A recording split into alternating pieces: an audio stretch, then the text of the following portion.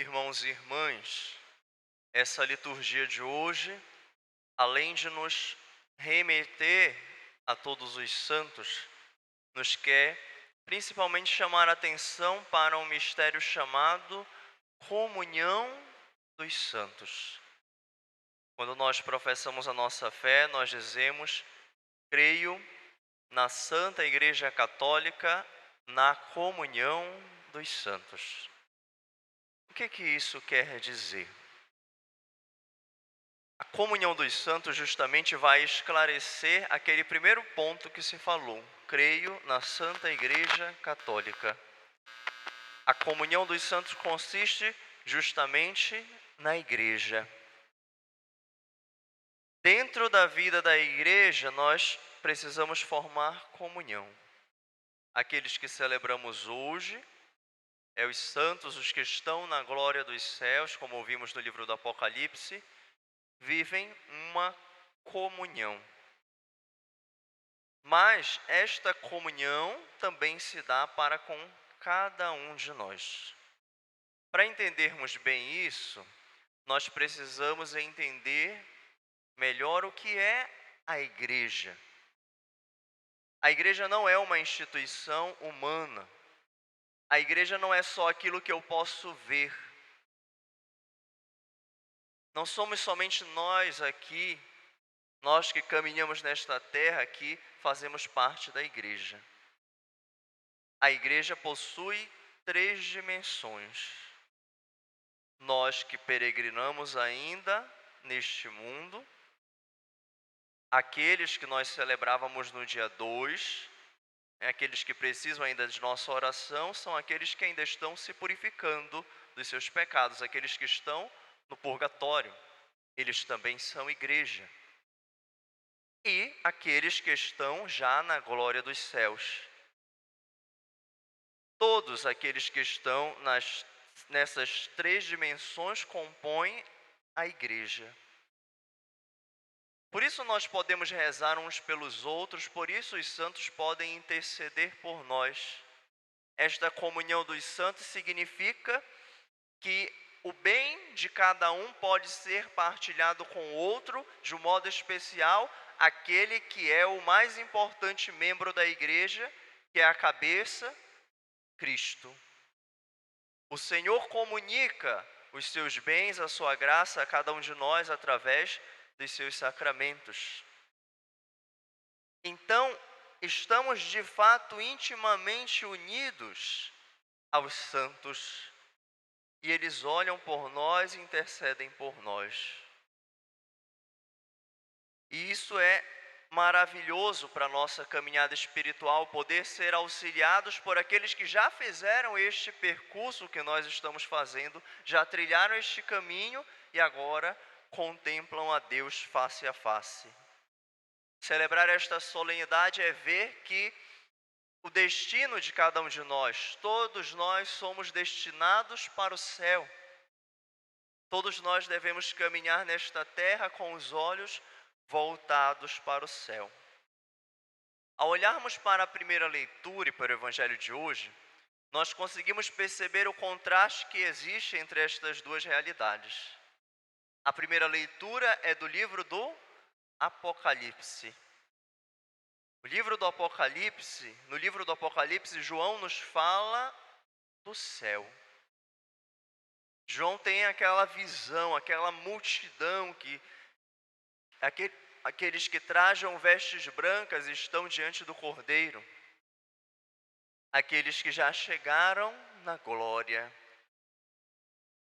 Ali não existe mais dor, nem choro, nem sofrimento, nem enfermidade, nem morte. Interessante, nesses dias eu fui dar a unção para um enfermo e a pessoa que me acompanhou, né, estava com um casal, ela disse que o filho dela, ele usa um aparelho auditivo. Foi interessante o que ele disse assim: mãe, quando eu estiver no céu, eu não vou mais precisar usar este aparelho, não é? Aí ela disse: é sim, meu filho, não vai mais precisar usar. Então, todas essas dificuldades, esses sofrimentos, essas coisas pelas quais nós passamos aqui nesta terra, isso não haverá mais no céu. Agora, o que que nós ouvimos no Evangelho? O Evangelho já se volta para esta realidade aqui, agora. O Senhor diz que nós já somos bem-aventurados, mas diferentemente daqueles que estão no céu, nós somos bem-aventurados na esperança. Eles já são bem-aventurados na posse, eles já alcançaram aquilo que nós esperamos. E por isso, como eu disse, estamos unidos a eles, mas não mais, nem na fé, nem na esperança. Essas virtudes para eles já passaram, porque eles já contemplam o próprio Senhor. Somente na caridade. É bom esclarecer aqui, quando eu falo caridade, eu não estou falando obras de caridade, eu estou falando o amor, né? O amor. Então é o amor que nos une, o amor que, como diz São Paulo, nunca passará. Então, ali o que é que nós vimos no Evangelho? São aqueles que são bem-aventurados, mas ainda choram, sofrem, sentem fome, são perseguidos. Nós, como igreja, passaremos por essas adversidades. Nós, como igreja, seremos perseguidos. Agora, eu não devo achar que eu estou no caminho errado. Justamente por isso nós estamos no caminho certo, porque nós seguimos aquele que primeiramente foi perseguido, foi crucificado, por falar a verdade. Nós, por buscarmos a verdade, por seguirmos a Deus, por este simples fato, seremos perseguidos, porque o mundo não está acostumado com a verdade.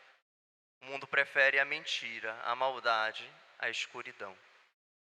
Mas nós somos chamados a perseverar no nosso caminho. E como eu disse lá no início, a igreja não é uma instituição humana, é uma instituição divina.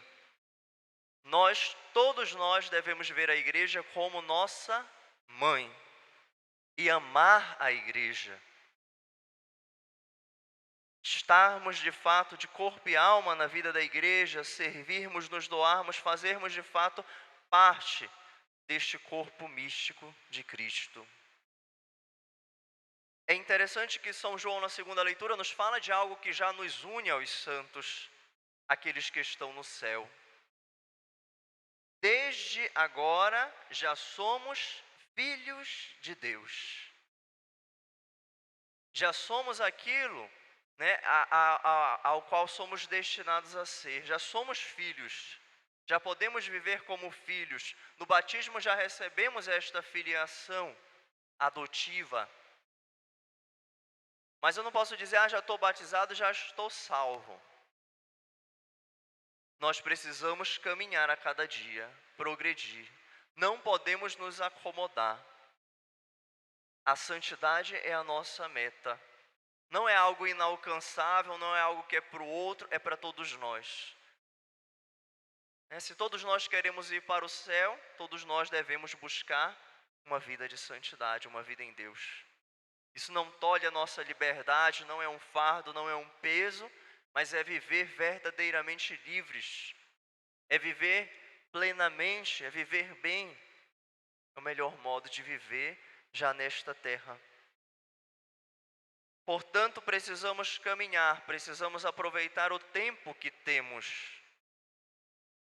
O santo já não tem mais o tempo, este tempo cronológico. Nós temos este tempo que deve ser bem vivido. Não vou estragar a minha vida, desperdiçar a minha vida, vivendo de qualquer jeito. Eu vou buscar viver em Deus. Me deixar conduzir por Deus. Buscar uma mudança, buscar uma conversão, fazer o bem, iluminar a vida das pessoas. Eu sei ali onde eu erro, eu sei onde eu caio, eu sei o que precisa mudar. Nos perguntemos o que é que ainda falta, o que é que falta para que eu busque mais a Deus, para que eu me decida e veja, que estou perdendo tempo, que preciso de fato dele, que necessito dele, que sem ele não tem sentido, não tem alegria verdadeira. Não percamos tempo. Busquemos a Deus, busquemos ao Senhor de todo o nosso coração. Que esta solenidade sirva também para nos voltarmos com o olhar mais atento para a vida dos santos. Eles iluminam a nossa vida, eles mostram o caminho para nós. Então olhemos, procuremos ter um santo de devoção, procuremos conhecer a sua vida, o que ele escreveu, o que ele falou. Vejamos como ele seguiu a Cristo e desejemos fazer o mesmo caminho, tendo a certeza de que vale a pena. Aqui nesta Santa Missa, mais uma vez, o céu já se faz presente. Já antecipa-se aqui na terra um pouco do céu. O próprio Deus se dará a nós sobre o altar. Aquele mesmo Cordeiro que está de pé, porque foi morto, mas vive, está ressuscitado, que é adorado por todos os santos na glória dos céus, por todos os anjos, pode ser adorado por nós também sobre o altar. Aqui ainda sob véus, no céu o contemplaremos face a face. O adoremos, o recebamos em comunhão, desejando um dia contemplar o próprio amor face a face no reino dos céus. Louvado seja nosso Senhor Jesus Cristo. Para sempre seja louvado. Façamos um instante de silêncio.